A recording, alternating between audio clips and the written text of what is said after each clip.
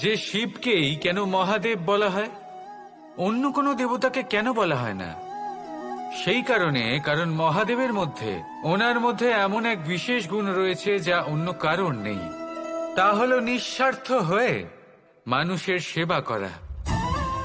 যদি প্রয়োজন পড়ে, যদি সৃষ্টির পথে বিনাশের কালো মেঘ ছেয়ে থাকে, তখন নিজের প্রাণের চিন্তা না করে হলাহল পান করার জন্য প্রস্তুত থাকেন মহাদেব।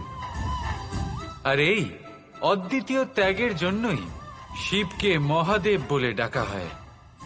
এবার যদি কোনো মানুষও নিঃস্বার্থ ভাবনার দ্বারা নিজেকে অর্পণ করে দেয় এই জগতের কল্যাণের জন্য, মানুষের সেবার জন্য, তাহলে তিনিও মহাপুরুষ, মহামানব হতে পারেন।